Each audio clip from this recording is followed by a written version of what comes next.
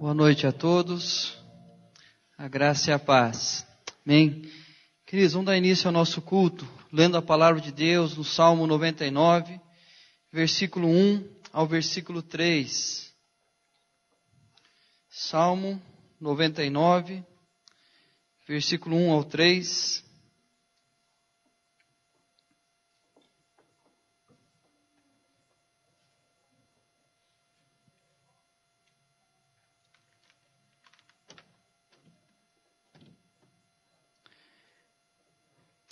Reina o Senhor, tremam os povos. Ele está entronizado acima dos querubins. Abale-se a terra. O Senhor é grande em Sião e sobremodo elevado acima de todos os povos. Celebrem eles o teu nome, grande e tremendo, porque é santo. Reina o Senhor, tremam os povos. Queridos, no contexto bíblico, a história de Israel mostra-se que é um povo sofredor, um povo em constante batalha, o tempo todo enfrentando diversas batalhas. E esta é a razão pela qual eles creem em um Deus, o Deus que intervia na sua história, um Deus que ia ao combate no lugar do seu povo, um Deus que garantia a vitória para o seu povo. Assim então ele declara: reina o Senhor, tremam os povos. A certeza era que aqueles que se levantassem contra Israel, eles deveriam enfrentar o Deus de Israel. Assim também é a nossa realidade. Nós sabemos que nós também temos as nossas lutas, os nossos enfrentamentos, mas nós temos a mesma certeza que Deus se levanta em favor de cada um de nós. É Deus que nos protege, é Deus que nos guarda. Eu peço à igreja toda se colocar em pé para cantarmos esse hino que declara a vitória de Jesus. Vencendo vem Jesus.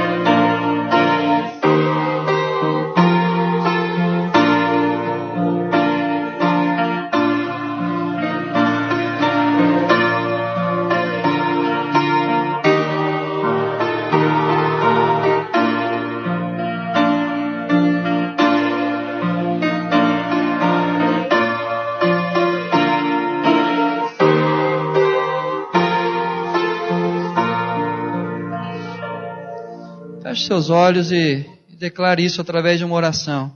Que diante dos enfrentamentos da vida, você tenha plena confiança que vencendo vem Jesus.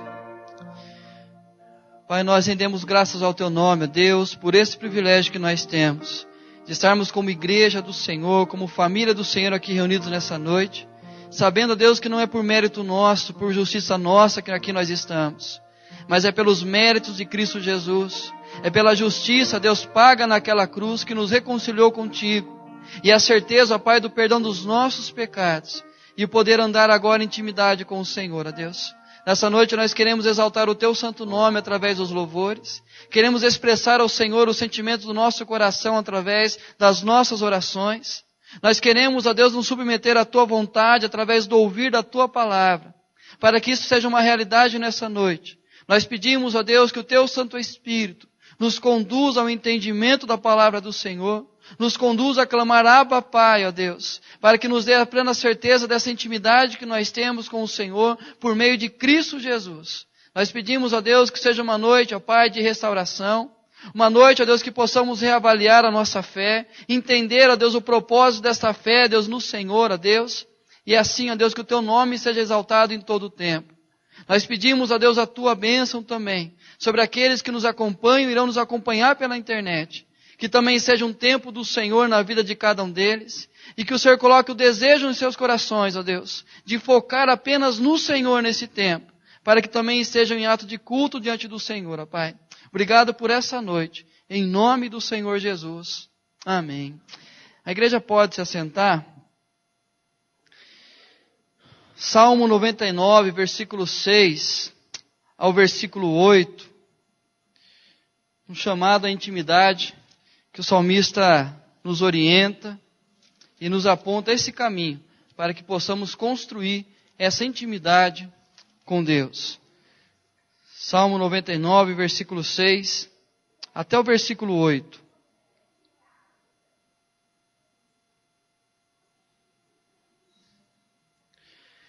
Moisés e Arão entre os seus sacerdotes, e Samuel entre os que lhe invocam o nome, clamavam ao Senhor e Ele os ouvia. Falava-lhes na coluna de nuvem. Eles guardavam os seus mandamentos e a lei que lhes tinha dado. Tu lhes respondeste, ó Senhor, nosso Deus. Foste para eles Deus perdoador, ainda que tomando vingança dos seus feitos. Queridos, o salmista ele traz à memória 3 grandes personagens do Antigo Testamento. Ele fala de Moisés, ele fala de Arão como sacerdotes e fala de Samuel entre aqueles que invocavam a presença do Senhor. Aqueles que falavam com Deus e o Senhor os ouvia. De certa forma nós temos na nossa mente, quando nós lemos a palavra de Deus, que esses homens são grandes homens de Deus, que são perfeitos, não falham, nunca falharam. E assim, então, homens que podiam ter uma intimidade maior com Deus, por serem diferentes de nós. Mas o que me chama a atenção é a segunda parte do versículo 8, que diz, Tu lhes respondestes, ó Senhor nosso Deus, foste para eles Deus perdoador. Esses homens, Moisés e Arão e Samuel, eles invocavam a presença de Deus e Deus os ouvia. Mas a realidade é que eles também eram pecadores. E aí então nós entendemos que a mesma realidade você e eu temos na presença de Deus. A mesma situação. Mas cabe nós buscarmos a presença do Senhor como eles o faziam. E buscavam o perdão do Senhor sobre as suas vidas. E esse Deus que ouvia as suas orações se tornou o Deus perdoador dos seus pecados. Queridos, nós iremos participar da ceia. Nós iremos participar, trazendo à memória aquilo que Cristo realizou na cruz em nosso lugar. E a certeza que isso nos trouxe a salvação, nos trouxe a reconciliação, o perdão dos nossos pecados. Mas para isso nós temos que buscar a presença dEle. Nós temos que fazer como Moisés, Arão e Samuel fizeram no passado. Clamavam ao Senhor. E o Senhor os ouvia. E Deus lhe tornou o Deus perdoador. Assim era a relação desses homens no passado, e assim deve ser a nossa relação com Deus no presente. Eu peço que a igreja tenha um tempo de reflexão, que vocês possam pensar um pouco nisso, na realidade que nós estamos vivendo, o pecado que está diante de nós, buscar a presença do Senhor, na certeza que Ele ouve a sua oração, E que nessa noite nós possamos ouvir: foste para eles Deus perdoador. Feche seus olhos, busque a presença de Deus e declare que você reconhece, como homens do passado reconheceram, que nós somos pecadores e necessitamos da graça de Deus.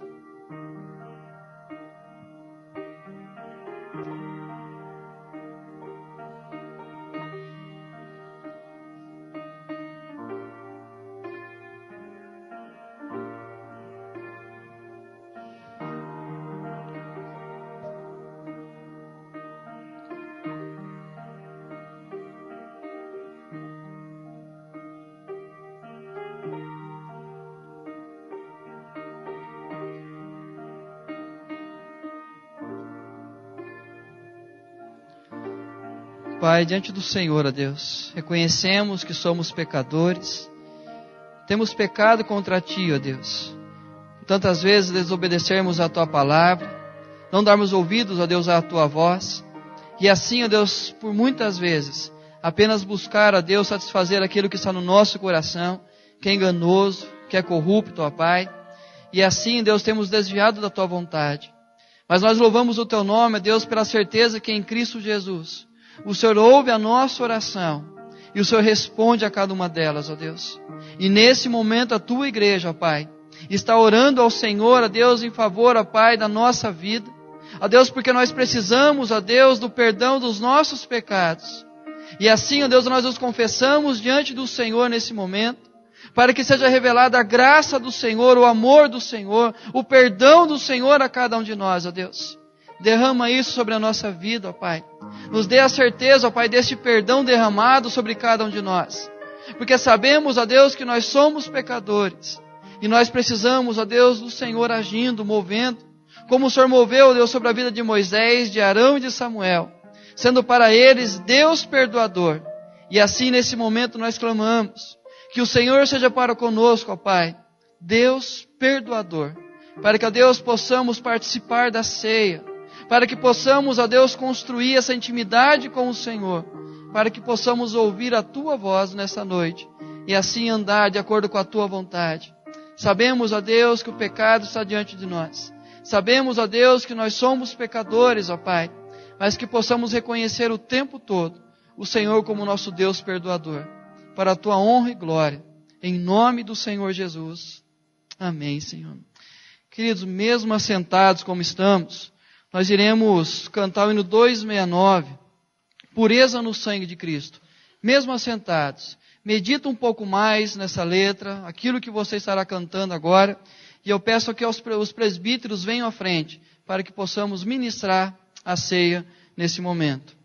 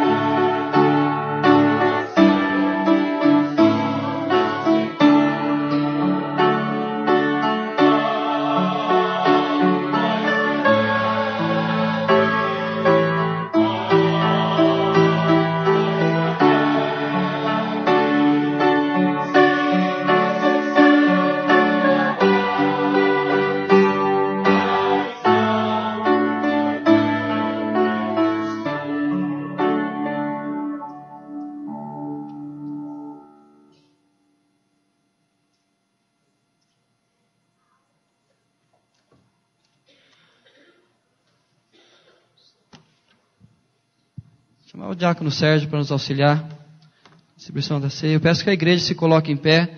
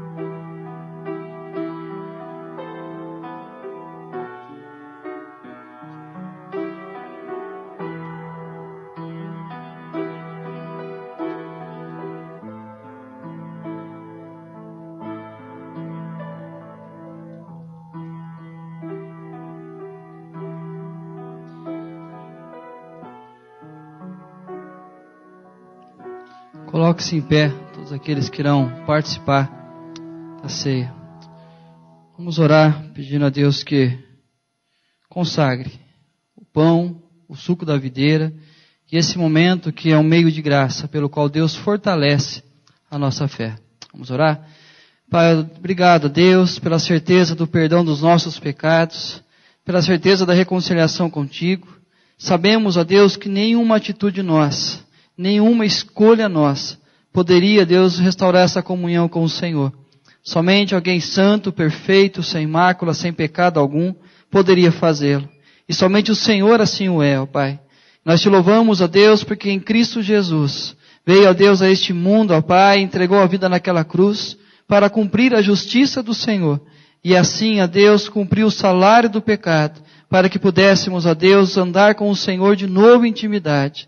Nós te agradecemos, ó Deus, pelo privilégio que nós temos agora de participarmos da ceia do Senhor, aonde se torna visível, ó Deus, aquilo que foi feito na cruz em nosso favor, e assim não apenas como um memorial, mas muito além disso, é a certeza da presença do Senhor, é a certeza, ó Deus, do mover do Senhor no nosso coração, fortalecendo a nossa fé, e a certeza, ó Pai, que nós temos que proclamar Cristo Jesus, até que Ele volte buscar a cada um de nós, igreja do Senhor, ó Deus. Nós pedimos, ó Deus, que o Senhor consagre, ó Pai, esse pão, o suco da videira, ó Deus, essa noite, para que seja, Deus, diante do Senhor, ó Pai, essa atitude nossa, para edificação de cada um de nós. Em nome do Senhor Jesus. Amém. Queridos, na noite que foi traído, o Senhor Jesus tomou do pão, tendo partido, abençoou, dizendo: este é o meu corpo que é dado por vós, comei dele todos.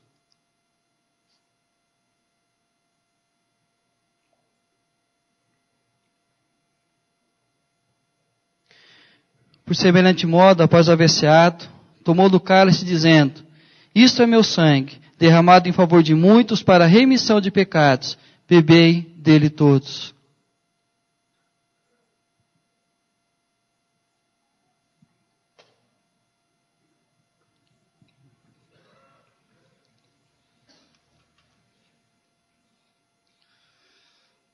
Bondoso Deus, nosso Pai,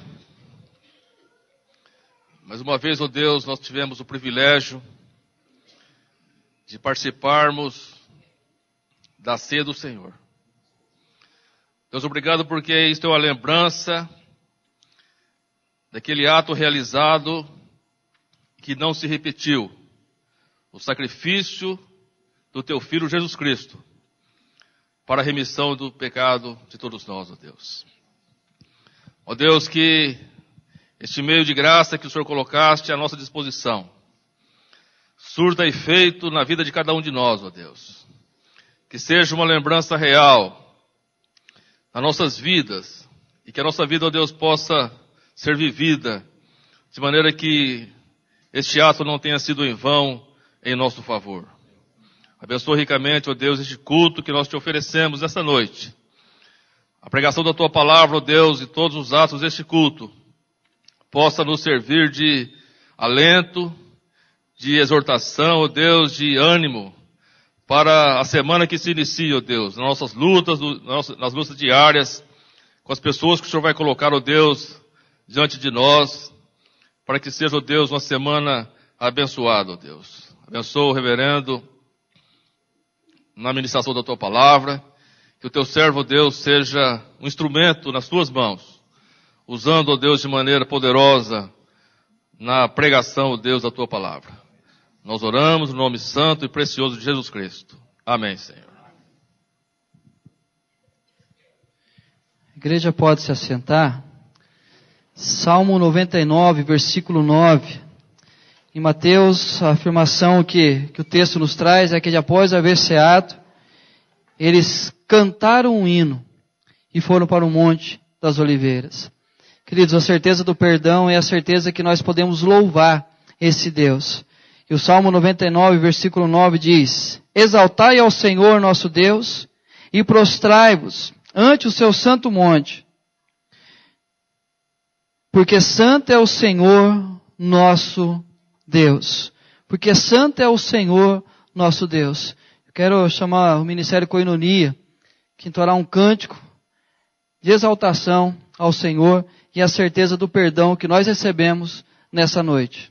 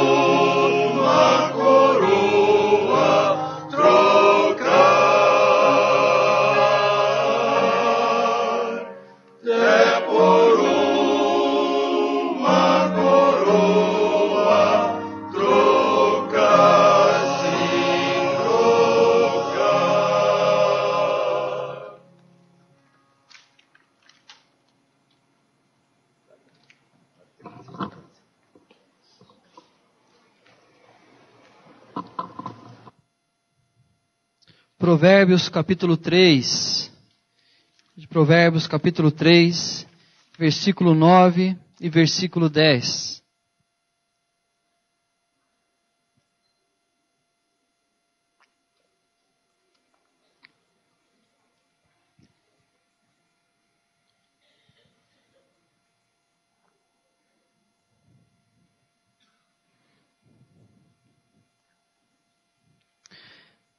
Honra ao Senhor com os teus bens e com as primícias de toda a tua renda. E se encherão fartamente os teus celeiros e transbordarão de vinho os teus lagares. Queridos, a primeira parte que nós lemos diz: honra ao Senhor com os teus bens e com as primícias de toda a tua renda. Primícias nada mais é do que aquela primeira parte que era colhida, que seria consagrada ao Senhor.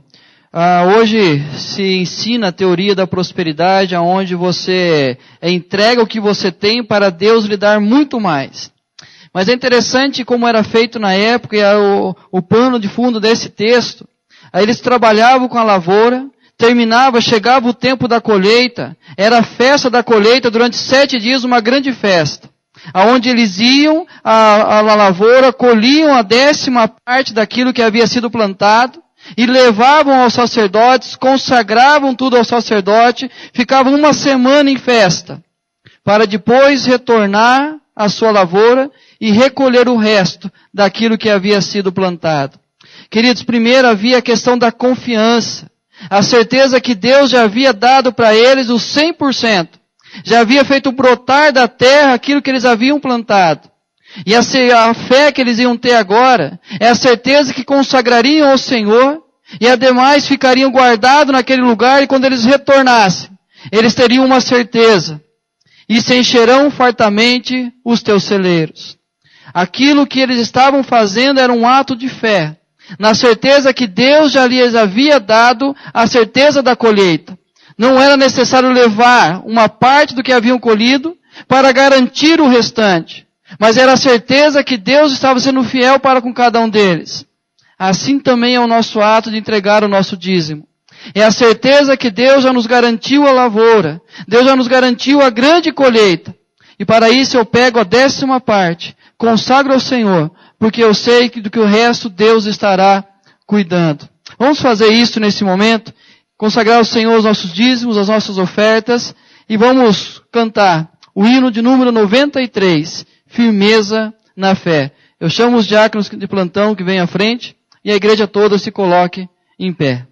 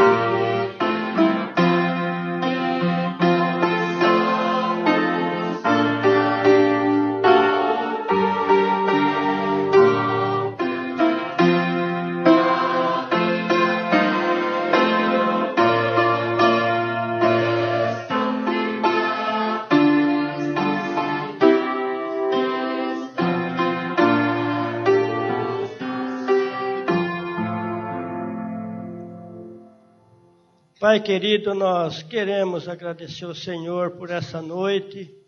Queremos agradecer ao Senhor, Pai, porque estamos aqui na casa do Senhor para poder louvar o Senhor, engrandecer o nome do Senhor, Pai. Nós somos gratos, Senhor, porque é um privilégio para nós por podermos estar aqui na sua casa, Senhor. Te agradecemos, ó Deus, por cada pessoa que adentrou aqui no templo essa noite. Te agradecemos pelos nossos visitantes, Senhor. Te agradecemos, ó Pai, por tudo quanto o Senhor tem feito por nós, ó Pai. Obrigado a Deus, porque nós podemos louvar e engrandecer o nome do Senhor, ó Pai.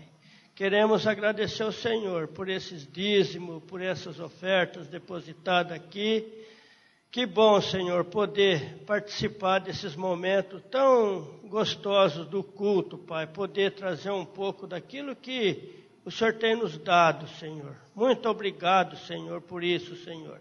Quero pedir a bênção do Senhor sobre a vida do reverendo pastor Alexandre, que vai trazer a mensagem para nós nessa noite, ó Pai. Que o Senhor esteja falando aos nossos corações por intermédio dele, ó Pai. Em nome de Jesus que nós te pedimos e te agradecemos tudo isso, ó Pai. Amém. igreja pode sentar.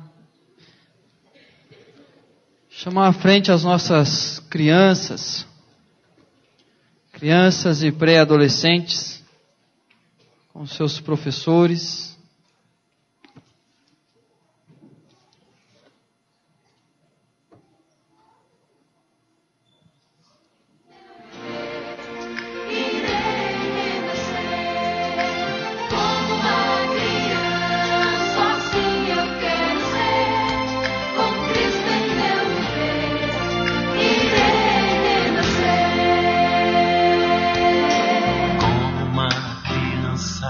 Cristo ensinou que eu devo ser, se quero ir ao céu.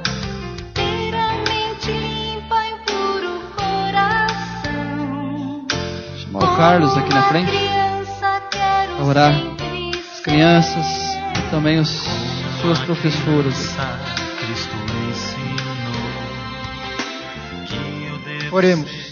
Senhor Deus, amado Pai, nós te agradecemos porque nós temos o privilégio de termos liberdade de culto e de crença no nosso país. Nós te agradecemos porque temos a oportunidade de ensinar a Tua palavra abertamente aos pequeninos. E clamamos, Pai, em nome de Jesus, que o Senhor mesmo ministre a cada coração aqui por meio dos professores, Pai.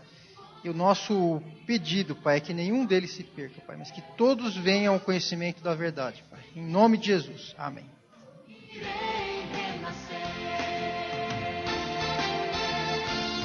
Enquanto as crianças saem, vamos ter aquele tempo. Quero saber quem está nos visitando pela primeira vez hoje.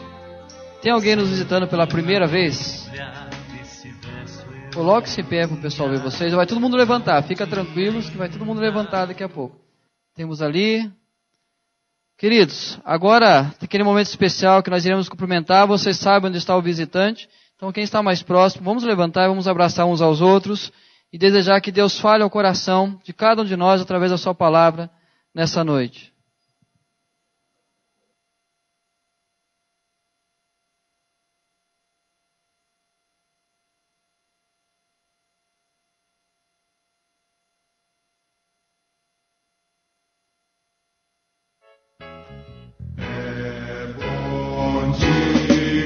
Aqui, no time de Deus, onde podemos cantar pra Jesus e receber dele a luz, oferecer-lhe o louvor que traz a terra ao seu trono dos céus.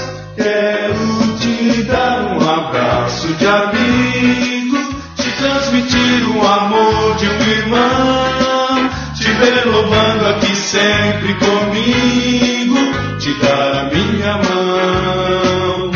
Está por perto na tua tristeza e da alegria contigo sorrir. Se andarmos juntos com toda certeza, será bem mais fácil seguir. É bom te ver por aqui, no time de Deus, onde podemos cantar pra Jesus. Receber dele a luz, oferecer-lhe o louvor que traz a terra ao seu trono dos céus. Quero te dar um abraço de amigo, te transmitir o amor de um irmão, te ver louvando aqui sempre comigo, te dar a minha mão. Está por perto na tua tristeza e da alegria contigo sorrir. Se andarmos juntos com toda certeza, será bem mais fácil seguir. É bom te ver por aqui, no time de Deus, onde podemos cantar pra Jesus e receber dele a luz, oferecer o louvor que traz a terra do seu trono dos céus.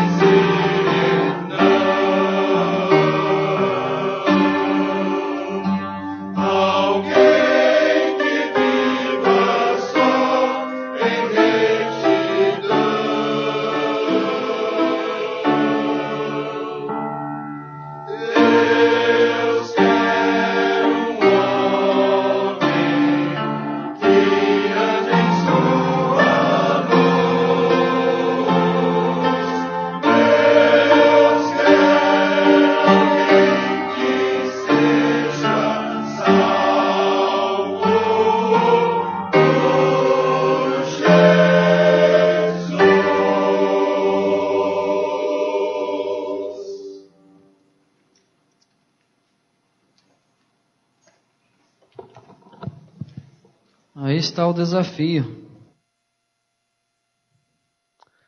Quem é o homem forte, corajoso, para servir a esse Deus? Queridos, Mateus capítulo 8, versículos 5 ao 13, é o texto da nossa meditação dessa noite.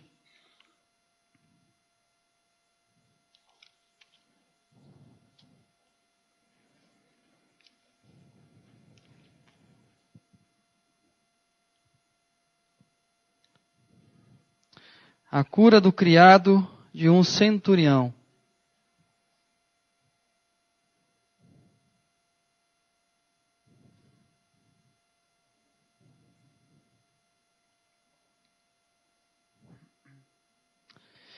Tendo Jesus entrado em Cafarnaum, apresentou-se-lhe um centurião, implorando: Senhor, o meu criado jaz em casa, de cama, paralítico, sofrendo horrivelmente. Jesus lhe disse: eu irei curá-lo. Mas o centurião respondeu: Senhor, não sou digno de que entres em minha casa, mas apenas manda com uma palavra, e o meu rapaz será curado. Pois também eu sou homem sujeito à autoridade, tenho soldados às minhas ordens, e digo a este: vai, e ele vai, e a outro: vem, e ele vem, e ao meu servo: faze isto, e ele o faz. Ouvindo isto, admirou-se Jesus e disse aos que o seguiam: em verdade vos afirmo que nem mesmo em Israel achei fé como esta. Digo-vos que muitos virão do Oriente e do Ocidente, e tomarão lugares à mesa com Abraão, Isaque e Jacó no reino dos céus. Ao passo que os filhos do reino serão lançados para fora, nas trevas. Ali haverá choro e ranger de dentes. Então disse Jesus ao centurião: vai-te, e seja feito conforme a tua fé. E naquela mesma hora o servo foi curado. Vamos mais uma vez falar com Deus, pedindo a Ele de forma específica que fale ao nosso coração através da sua palavra nesse momento. Pai, a tua palavra, Deus, que foi lida, a tua palavra que será anunciada, e o Senhor sabe a nossa limitação em anunciar, em ouvir a palavra do Senhor. Nós necessitamos, ó Deus, do mover do Teu Santo Espírito, nos conduzindo ao entendimento da palavra do Senhor, para que essa palavra venha trabalhar no nosso coração, na nossa mente, gerando vida em cada um de nós, ó Deus, para que possamos perseverar na caminhada com o Senhor, na certeza que as Tuas realidades se tornarão realidade nas nossas vidas, ó Pai. Faz isso, ó Deus, por amor do Teu nome, em nome do Senhor Jesus. Amém, Senhor. Queridos, esse texto, ele vem no contexto anterior, aonde Jesus ensina no Sermão do Monte, aonde Jesus começa a relatar como é a ética do reino de Deus, como deve ser vivido aqueles que conhecem a Deus, aqueles que andam com Deus, aquilo que agora é a nova ética do reino de Deus, aonde Cristo cumpriu toda a lei, cumpriu aquilo que deveria ser cumprido, para que nós pudéssemos agora andar em novidade de vida. E é interessante que quando você lê o Sermão do Monte, se mostra um mundo totalmente perfeito. Um mundo que seria o lugar perfeito para se morar. Ao longo do Sermão do Monte, você começa a admirar o ensino de Jesus, como aqueles admiraram no momento que ouviram. Tanto que no final vai dizer que se admiraram com a maneira que ele ensinava. Diferente daqueles outros escribas e fariseus, Jesus era diferente no ensinar. Muitos dizem que Jesus está revelando a sua personalidade no Sermão do Monte. Mostra então que através da nossa vida nele, esse mundo pode ser perfeito. Queridos, por que nos causa essa impressão? Porque fala das bem-aventuranças, fala sobre fidelidade, palavra verdadeira, o perdão, o amor incondicional, atitudes sem interesses, não julgar, intimidade com Deus, inexistência de ansiedade e o verdadeiro tesouro. São realidades colocadas ao longo do Sermão do Monte, aonde Jesus mostra um mundo perfeito para se viver. Sem violência, sem guerra, sem disputa, sem um tentar destruir a vida do outro, aonde nós poderíamos encontrar a verdadeira paz. É exatamente este mundo pregado no Sermão do Monte. Mas, queridos, é o mundo que queremos, mas não vemos. É um mundo que qualquer ser humano que você conversar, ele deseja um mundo sem violência, um mundo de paz, um mundo de alegria, onde o sim é sim, o não é não, onde o perdão se manifesta com facilidade, onde não há o julgamento. Mas infelizmente, nós não o vemos por quê? Porque as bem-aventuranças são para aqueles que corrompem, a infidelidade é exaltada, a palavra é incerta, a ira é alimentada, o amor é firmado em interesses, vaidade, condenação, sem chance de defesa, Deus é deixado de lado, a ansiedade é o mal do século e busca por sucesso neste mundo. É essa a realidade do mundo que vivemos. Queridos, quando nós pensamos na questão mundo, não tente jogar todo o planeta, mas se limite ao seu mundo, à sua realidade, à sua vida, o contexto que você está inserido. E aí nós entendemos que é um mundo ideal, um mundo perfeito, pregado no Evangelho, mas em contrapartida a um mundo real, onde nós encontramos essas realidades. E é interessante pensar nessas duas maneiras de olhar o mundo. O mundo aparente do centurião e o mundo real do centurião. Porque é dessa maneira que nós olhamos as pessoas. É dessa maneira que nós visualizamos as pessoas ao nosso redor. Aquilo que é o mundo aparente, aquilo que os nossos olhos podem ver, que a nossa mente pode, a partir do que os nossos olhos veem, pode agora começar a refletir. E então nós olhamos o centurião. Terceiro nível na hierarquia romana, armas, homens e quartel, poder e autoridade. Uma pequena cidade, onde esse homem tinha um grande domínio nas mãos. Quando ele passava pelas ruas, era temido, era respeitado, as pessoas o reverenciavam. Era alguém que, ao olhar para ele, qualquer pessoa desejaria ter uma vida como a dele. 100 homens debaixo das suas ordens, um homem cheio de poder, um homem que servia no terceiro nível a hierarquia romana, o exército mais poderoso do seu tempo. Essa é a vida aparente do centurião. Mas qual era o mundo real do centurião? A crise instaurou-se em seu lar, enfrenta uma realidade que não tem como mudar, virou sujeito da situação.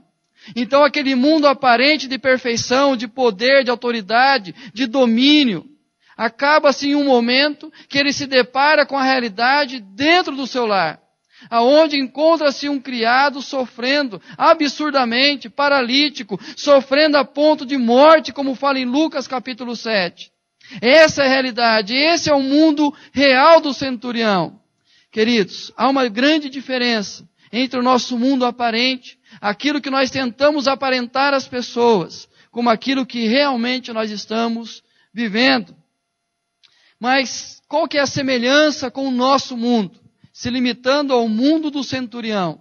Qual é a semelhança do mundo dele com o nosso mundo? Primeira, a semelhança, nós também nos achamos detentores da vida e da verdade. Cremos estar no controle de todas as coisas. A crise faz parte da nossa vida e a realidade o tempo todo nos surpreende. Essa é a semelhança do mundo real do centurião com o nosso mundo, com a nossa realidade. Mas a diferença principal entre os mundos pregado no Evangelho e o mundo vivido pelo centurião até aquele momento, e o mundo vivido por muitos de nós, a grande diferença é o orientador desses mundos. É interessante como termina o capítulo 7. Olha o versículo 28 e o versículo 29. Quando Jesus acabou de proferir essas palavras, estavam as multidões maravilhadas da sua doutrina, porque ele as ensinava como quem tem autoridade, e não como os escribas. Queridos, a diferença principal entre o Evangelho, aquilo que o Evangelho nos ensina, da realidade que nós vivemos, é o orientador. Por quê? Porque em Jesus não é o seu ensino que é o foco, mas Jesus é o foco daquilo que ele ensina. Diferente dos outros pregadores da sua época, os outros, o foco era apenas os seus próprios interesses. Por isso que a pregação de Jesus era diferente da pregação dos fariseus e dos escribas. Porque Jesus trazia a mesma mensagem, Jesus estudava a mesma lei com aqueles homens. Jesus ia nas sinagogas e passava o mesmo ensinamento que era passado pelos fariseus e pelos escribas. A grande diferença era quem pregava, quem anunciava. Porque Jesus falava de si. Jesus se revelava através do seu ensino, quem ele era. E aí então nós entendemos que a grande diferença entre o nosso mundo e o mundo do Evangelho é quem é o orientador. E aí, a sábia decisão do centurião, Jesus entrar no seu mundo. Ele vê a possibilidade que Jesus poderia curar o seu servo. Isso iria restaurar a sua vida, restaurar o seu lar. Então, quando ele busca a presença de Jesus, ele traz aquele reino agora, ele traz aquele mundo, aquela realidade para a sua realidade. E essa é a decisão que você e eu temos que ter na nossa vida. Olhar o mundo perfeito pregado no Evangelho e trazer essa realidade. E como que nós trazemos essa realidade para a nossa vida? A partir do orientador. Mudando quem é o orientador da nossa vida. Não mais os fariseus e escribas. Não mais um mundo condenado no pecado. Não mais pessoas que se acham sábias aos seus próprios olhos. Mas o orientador agora é Jesus. E queridos, a semelhança entre os mundos e a conexão entre esses mundos. Qual é a semelhança? E aí nós vamos entender, primeiro, a preocupação com o seu próximo. Qual é a semelhança do mundo do Evangelho com o mundo que nós vivemos? A preocupação com o seu próximo, a compaixão para com o aflito e a simpatia com a religião. No capítulo 7 de Lucas, narra a mesma história, mas a diferença daquela outra história é que os judeus vão até Jesus para pedir a Jesus que ajudasse o centurião, porque ele era digno de ser ajudado, porque ele tinha uma simpatia com a religião judaica. Essa é a realidade que nós vivemos no nosso mundo. Um mundo perdido no pecado, um mundo sem olhar para Jesus, mas as pessoas continuam a se preocupar com o seu próximo. As pessoas continuam tendo compaixão do aflito. E quantas pessoas você e eu conhecemos que têm uma certa simpatia com a religião? Essa é a semelhança. Mas qual é a conexão entre esses mundos? E aí é que nós temos que nos alertar. Não é a boa intenção. Não é uma boa intenção do coração que faz com que o mundo do Evangelho se torne presente na nossa vida. Não é uma boa ação, porque no capítulo 7 de Lucas, diz que foi esse centurião que construiu a sinagoga dos judeus em Cafarnaum. Então não foi a boa ação desse centurião que fez com que o mundo do Evangelho entrasse no seu mundo. Não é a simpatia com as religiões, e muito menos, não é o mérito humano. Queridos, a conexão entre esses mundos, o mundo do Evangelho, e o nosso mundo não pode se basear numa boa intenção, numa boa ação, numa simpatia com religião e também o mérito humano. Qual é a conexão? Como nós podemos conectar esses dois mundos? Alguém pode sugerir? Fica tranquilo que a sua voz não vai sair na internet. Porque se saísse, você chegaria rapidinho em casa e ia clicar apenas para ouvir se eu falei que você acertou. Apenas uma coisa pode conectar os dois mundos. A fé. Apenas a fé. Não foi a boa intenção daquele homem em ajudar o seu criado. Não foi a sua simpatia com a religião judaica. Mas foi a fé. E Jesus destaca algumas realidades. Ele fala que não é uma fé não encontrada em Israel. Você já imaginou o que era para aquelas pessoas ao redor de Jesus? Ouvir acerca disso, que esta fé apresentada pelo centurião é diferente da fé apresentada pelo povo de Israel. Contextualizando, é como se alguém que não frequentasse uma igreja, era alguém que não faz parte de uma comunidade cristã, alguém que não conhece profundamente o Evangelho, que não vem à igreja todos os dias, e de repente essa pessoa demonstra uma fé maior do que a nossa. A ponto de Jesus olhar para ele diante de nós dizendo, esse centurião, que não anda com o povo judeu, que não anda com vocês, tem uma fé maior do que a de vocês. E nos surpreende o fato de que Jesus destaca Abraão. E por que Jesus destacou Abraão? Abraão é o quê? O pai da fé.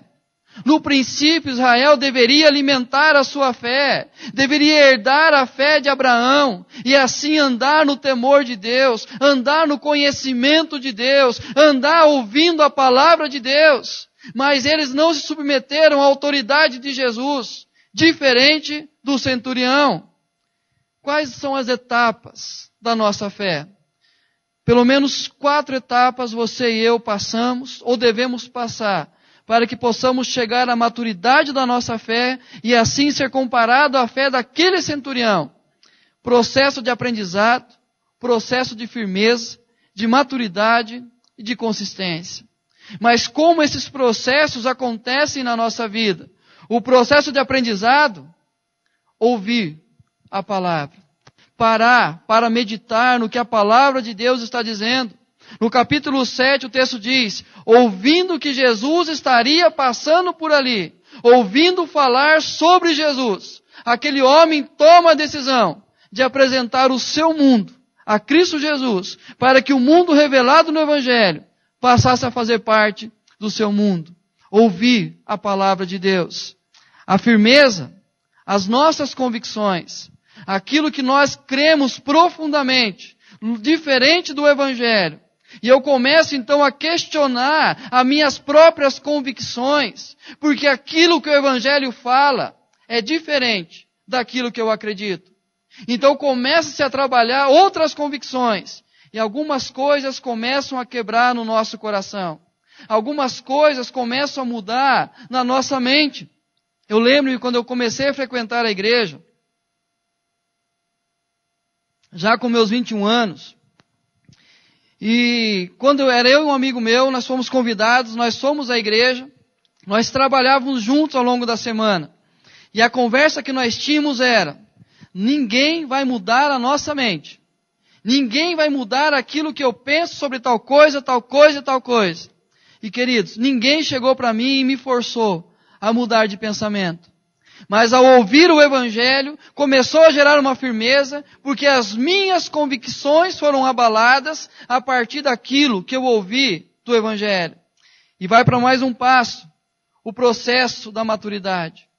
Agora começa a mudar as minhas atitudes. Eu comecei a ouvir, as minhas convicções foram abaladas, e aí começou agora as minhas atitudes serem diferentes. Eu comecei a amar mais. Eu comecei a aprender a perdoar. Eu comecei a fazer com a mão direita, que a esquerda não tomava conhecimento. Eu comecei agora a falar do amor de Deus. As minhas atitudes agora são diferentes. Eu comecei a confiar mais que Deus move, que Deus age. E é isso que começa a mudar na nossa vida. Mas, para que alcancemos a maturidade, é preciso mudar o senhorio da nossa vida. Esse homem, queridos, passou por esses processos. Primeiro, ele ouviu falar acerca de Jesus. Depois, as suas convicções. Ele tinha todo o poder nas mãos, mas ele sabia que Jesus poderia mudar a sua história. E aquela convicção levou a uma outra atitude, que era se aproximar de Jesus. E chama a atenção quando ele diz, eu sou homem que tenho homens sujeitos à minha autoridade, e eu também sou sujeito a outras autoridades. E aí então ele sabia que ele precisaria mudar o Senhor da sua vida. E é isso que nós temos dificuldade de entender. De entender que Jesus deve ser o Senhor da nossa vida. O Senhor dos nossos dias. O Senhor do nosso mundo. Para que isso se torne realidade. Esta fé passa por esse processo. Muitos aqui estão apenas na primeira etapa, ouvindo o Evangelho. Muitos já estão mudando as suas convicções. Outros já começaram a mudar a sua atitude, mas todos nós precisamos mudar o senhorio da nossa vida. Mas qual é a fé que muda o nosso mundo? Qual é a fé que fez com que o mundo do centurião, aquele mundo real, fosse transformado? Aquela realidade de sofrimento, de dor, de enfermidade no seu lar, foi transformado de tal forma que ele pôde ver uma outra realidade. Primeiro, uma fé que reconhece a autoridade de Jesus. No nosso contexto, no nosso mundo hoje, infelizmente, o que mais se dá é as pessoas tirarem a autoridade de Jesus. Já não confiam mais nele como alguém que pode nos conduzir à presença de Deus, alguém que a sua palavra tem poder para transformar a nossa vida, alguém apenas olhado hoje, apenas talvez como um curandeiro, apenas olhado hoje como alguém que tem uma sábia palavra, alguém que pode apenas nos conduzir por um tempo, mas não alguém que tem uma plena autoridade. E olha o que nós aprendemos com esse centurião, uma suprema autoridade. Mas manda uma palavra e o meu rapaz será curado. Jesus surpreende com a fé desse homem, pelo fato de que ele reconhece a suprema autoridade de Jesus, quando ele diz, basta uma palavra do Senhor, e o meu servo será curado lá na minha casa. O que ele está dizendo é, a palavra do Senhor tem autoridade sobre a minha vida. A palavra do Senhor tem autoridade sobre a minha casa. E o que o Senhor disser, vai acontecer. Porque o Senhor tem uma suprema autoridade. Eu sempre dou esse exemplo. Nenhum prefeito de uma cidade vizinha pode interferir em um projeto dessa cidade. Porque a palavra dele não tem autoridade aqui. E o prefeito dessa cidade também não pode intervir em uma outra cidade. Porque a sua palavra não tem autoridade naquele lugar. O rei só tem um reinado até onde chega a autoridade da sua palavra. E aí nós entendemos que reconhecer a autoridade de Jesus é dar a ele a autoridade na sua palavra, quando nós estamos reunidos como igreja, quando nós estamos no nosso trabalho, e a certeza que esta palavra vai transformar o nosso lar. Vai transformar as pessoas que nós apresentamos diante dele. Mas também reconhece a suprema majestade de Jesus. Senhor, não sou digno de que entres em minha casa. Eu não sou digno. Talvez cada um de nós falando isso no nosso contexto, não seria tão pesado. Mas um centurião, um chefe do exército, alguém que era colocado como terceiro nível da hierarquia romana, o exército mais poderoso do seu tempo, falar que não é digno que o Senhor entre na sua casa, é muito melhor, é muito maior do que nós pensamos. Por quê, querido? Ele reconheceu a suprema majestade. Ele sabia que apesar de toda a sua autoridade, apesar de toda a sua majestade terrena, ele não era digno daquele que poderia entrar e transformar a sua história. Infelizmente, nós na prática não entendemos isso. A suprema majestade de Jesus. Queridos, Ele não entra na nossa casa por merecimento nosso. Ele não nos ajuda porque nós somos bons demais. Ele faz apenas pela sua graça. Ele faz apenas porque escolheu nos amar, sem ter em nós algo que o chamasse a atenção. Senhor, não sou digno de que entres na minha casa. A suprema majestade, mas também o supremo domínio de Jesus. Também sou homem sujeito à autoridade. Tenho homens sujeitos às minhas ordens. Querido, supremo domínio. Ele sabia que ele poderia dominar sobre pessoas. Ele sabia que ele era dominado por pessoas. Mas a convicção que ele tinha era, o Senhor tem poder muito maior do que o meu. Porque sobre esta enfermidade nada eu posso fazer. Para tirar a dor do meu criado, nada eu posso fazer. Para mudar a situação do meu lar, nada eu posso fazer. Ele está dizendo, eu não tenho domínio sobre essa realidade. E isso nós temos que entender, que muitas coisas na nossa vida nós não temos como dominar. Nós não temos o domínio sobre elas. Mas lembre-se, Jesus continua dominando sobre todas as coisas. Um exemplo, nós temos medo do resultado das eleições.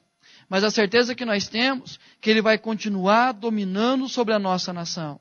Ele vai continuar movendo homens e mulheres para que a vontade dele prevaleça. Assim é na nossa vida. Coisas que nos fogem do domínio, ele continua dominando. Infelizmente nós esquecemos. Reconhece a autoridade de Jesus, a sua suprema autoridade, a sua suprema majestade e o supremo domínio. Mas também a fé que muda o nosso mundo. submete-se à autoridade de Jesus. Reconhecer a autoridade de alguém é uma coisa. Submeter-se à autoridade de alguém é outra coisa. Por exemplo, o que nós mais encontramos hoje são professores que têm autoridade na sala de aula, sendo agredidos pelos seus alunos. Nós temos os policiais que são autoridades instituídas sobre a nossa vida. O que nós encontramos são pessoas desrespeitando os policiais. E quantas outras autoridades, nós reconhecemos a autoridade delas, mas nós não nos submetemos àquilo que elas querem. Essa é a realidade que nós encontramos na nação de Israel. Me chama a atenção o fato de que o centurião tinha uma autoridade limitada. Essa autoridade limitada, porque era apenas a questão de um tempo. Ele não tinha domínio sobre aqueles que eram superiores a ele. Tinha homens que também dominavam sobre ele. Então a autoridade desse homem era limitada. Mas a autoridade também era temporária. Vencia-se um tempo, ali o imperador quisesse tirar dali, quisesse tirar dele o poder, era apenas uma autoridade temporária. E também uma autoridade territorial. Apenas em Cafarnaum. Ele não teria domínio sobre outros exércitos. Queridos, essa é a nossa realidade também. Nós temos autoridade limitada, temporária e territorial. Nós não conseguimos estender essa autoridade. Mas olha de Jesus o que ele diz. Autoridade sobre todos. Lhe deu o nome que está acima de todo nome. Filipenses 2:9. A autoridade de Jesus está acima de todo nome. Do centurião, daquele que comandava o centurião, do imperador e assim sobre todos que habitam nesse mundo. A autoridade de Jesus é sobre todos. E queridos, a autoridade eterna, aquela autoridade temporária do centurião, eu sou o alfa e o ômega, o princípio e o fim. Essa era a autoridade sobre aquele centurião há 2000 anos atrás. E ele continua sendo autoridade sobre a nossa vida e o será eternamente. A autoridade de Jesus é eterna. Então entenda uma coisa. A autoridade dele sobre a nossa vida não é por um momento de dificuldade. Não é por um momento apenas. Não é apenas um dia da semana. Mas a autoridade dele é eterna. E não precisa que o mundo afirme isso. Não precisa que você e eu venhamos afirmar essa realidade. Porque quem lhe deu autoridade eterna foi o próprio Deus. E também uma autoridade universal. Para que ao nome de Jesus se dobre todo o joelho, nos céus, na terra e debaixo da terra, e toda língua confesse, Jesus Cristo é o Senhor. Queridos, autoridade universal. Cada lugarzinho neste mundo que você pisar, ali quem é a autoridade maior é Jesus. Não há outro mais poderoso. Não há outro capaz de dominar sobre todas as coisas, em todos os lugares, a não ser Jesus. Porque em todo lugar, em todo mundo, todo joelho se dobrará e todos irão confessar que Jesus Cristo é Senhor. Mas me chama a atenção duas possíveis reações a este mundo pregado no Evangelho, a esse que nós aprendemos através da fé apresentada pelo centurião, que reconheceu a autoridade de Jesus e se submeteu a essa autoridade. Apenas duas reações. A primeira, comparada aos escribas e fariseus. Questionavam a autoridade de Jesus. Questionavam o seu poder. Questionavam quem ele dizia ser. Assim era os escribas e fariseus. É essa uma das formas que você e eu podemos responder diante da pregação do Evangelho, diante do anunciar desse mundo do reino de Deus, desse Evangelho anunciado. Nós podemos agir como os escribas e fariseus. Apenas questionar a sua autoridade, apenas colocar em dúvida quem é Jesus, apenas questionar o poder que ele tem nas mãos. Mas uma segunda maneira de reagir é como o centurião, submetendo-se à sua autoridade e crendo no poder de suas palavras. Apenas duas maneiras. Não há como você ficar no meio termo. Eu creio em Jesus, mas a sua autoridade não é plena. Eu creio em Jesus, mas ele não tem poder para mudar a minha história. Eu creio em Jesus, mas as suas palavras eu questiono. Queridos, Ou nós nos submetemos àquilo que Ele nos ensina, que Ele nos orienta, ou nos submetemos à sua autoridade, ou nós nos tornamos questionadores daquilo que Ele nos orienta. Mas qual que é a nossa decisão? Nós temos 2 caminhos a percorrer. Nós temos 2 portas na nossa frente. Ou andar pelo caminho que nos leva à submissão à autoridade de Jesus, ou outro caminho que nos leva a manter a nossa vida no domínio nosso mesmo e nos levar à perdição. Fé de Israel e a fé do centurião. Nesse texto que nós lemos, 2 maneiras de reagir ao evangelho pregado por Jesus. Mas me chama a atenção a reação de Jesus. E nós podemos encontrar 2. Primeiro, o desapontamento. Por que o desapontamento de Jesus? Porque ele diz, nem mesmo em Israel, no lugar que eu achava que teriam pessoas que iriam submeter a minha autoridade, queriam entender que eu vim para resgatá-los, que eu os amei até o fim, aqueles que conhecem a minha palavra, ele olha e não encontra isso em Israel. Mas ele tem uma surpresa. Naquilo que o centurião fez. Naquilo que aquele homem temeu e reconheceu a sua autoridade. E assim deve ser a nossa resposta. Qual a fé nutrimos em nosso coração? E qual o mundo que nós estamos vivendo? Queridos, a semelhança do mundo do centurião, nós também tentamos dominar, nós tentamos manter a ordem das coisas, mas nós nos deparamos com a realidade. Um servo em casa doente. E aí nós nos deparamos com as nossas fraquezas. Mas a decisão é nos submeter à autoridade de Jesus ou andar como os escribas e fariseus, desapontando aquele que nos chamou, aquele que nos vocacionou para andarmos com eles. Essa escolha nós devemos fazer hoje. Não é a outro momento que eu vou deixar para me submeter. Aquele centurião, se ele esperasse mais um pouco, Lucas 7 afirma que ele estava à morte. O seu criado estava à morte, podendo morrer a qualquer momento. E nós sabemos qual é o criado que nós temos na nossa casa. O que tem sido o motivo da nossa aflição, o que tem sido a nossa incerteza, a nossa insegurança, aquilo que tem nos causado medo todos os dias. Nós sabemos. Mas a questão é, vamos tomar a decisão do centurião, de ir até Jesus dizendo, Senhor, o Senhor tem autoridade na minha casa. Basta uma palavra do Senhor e o meu mundo será transformado. Porque agora Jesus fará parte deste mundo, desta minha realidade.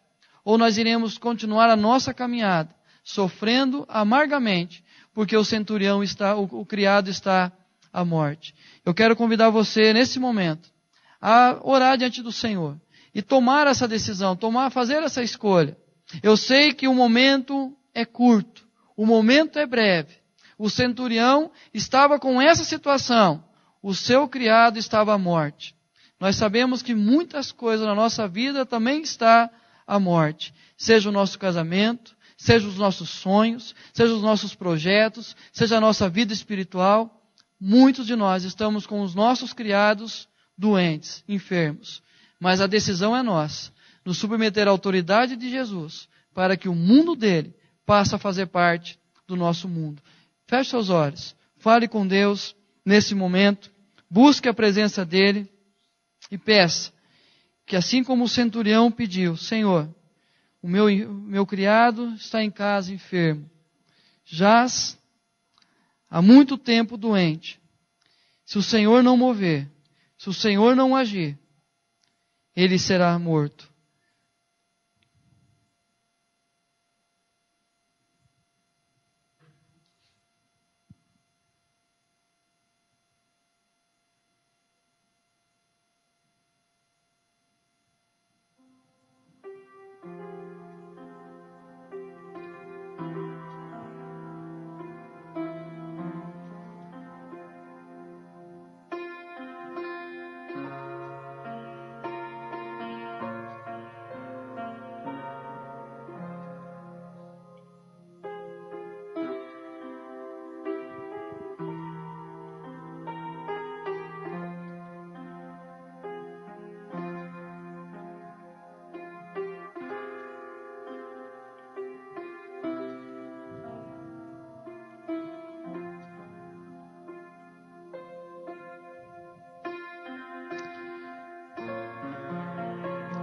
Peço que todos fiquem em pé nesse momento.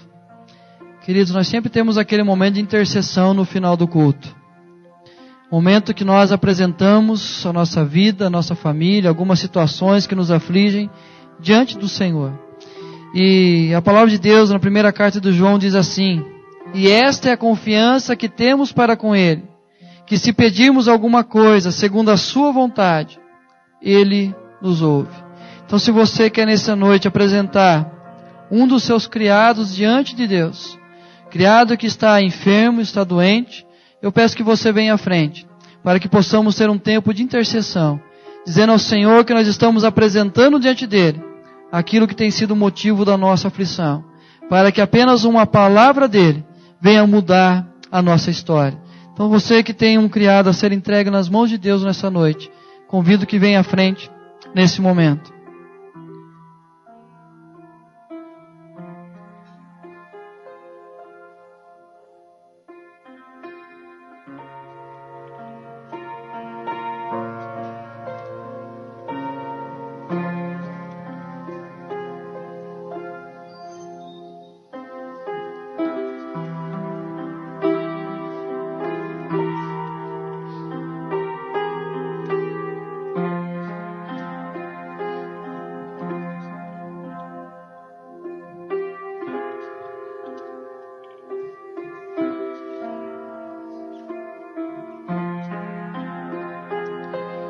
Então disse Jesus ao centurião: vai-te, e seja feito conforme a tua fé.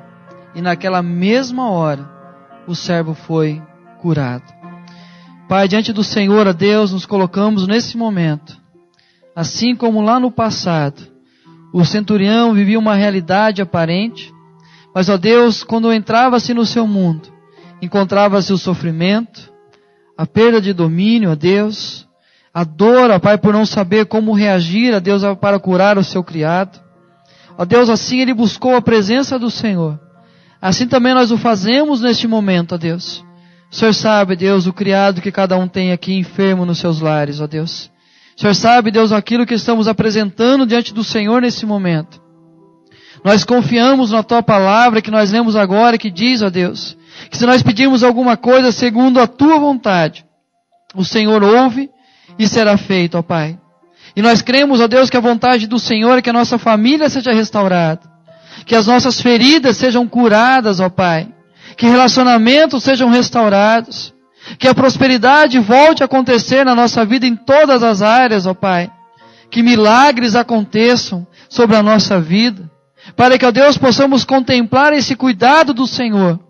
E assim, nesse momento, ó Deus, nós reconhecemos a autoridade de Jesus, e nos submetemos a essa autoridade, reconhecendo a autoridade da palavra do Senhor sobre a nossa vida, sobre a nossa casa, sobre os nossos criados, ó Deus. Para que, ó Pai, o milagre do Senhor aconteça. E que nessa noite, o mais breve possível, nós possamos ouvir, ó Deus, a voz do Senhor dizendo: vai-te e seja feito conforme a tua fé. Porque o criado, nesse momento, está sendo salvo. Está sendo curado, ó Pai. E assim, ó Deus, o Senhor sabe o quanto sofrimento nós temos, diante das realidades que nós enfrentamos. Perdoa, ó Pai. Perdoa, Senhor, toda a nossa arrogância de coração. Por tantas vezes viver um mundo aparente, como o centurião vivia até aquele momento. Apenas, ó Deus, ostentando o poder, ostentando a autoridade, ostentando o domínio sobre a própria vida. Nós fazemos isso o tempo todo, ó Deus. Tentando resolver os nossos problemas, tentando deixar com que o tempo resolva as nossas dificuldades, ó Pai. Mas nós sabemos que o melhor caminho, a melhor decisão tomada pelo centurião foi convidar o Senhor Jesus para transformar o seu mundo, ó Pai. Para que o mundo pregado no Evangelho se tornasse realidade na vida, na casa do centurião. E é essa a nossa decisão nesse momento, ó Deus. Que esse Evangelho pregado, anunciado por Cristo Jesus, passe a fazer parte da nossa realidade, do nosso mundo, transformando os nossos dias, transformando a nossa família, nos trazendo restauração, comprometimento com o Senhor, ó Pai. Nós queremos ouvir esta palavra do Senhor nessa noite.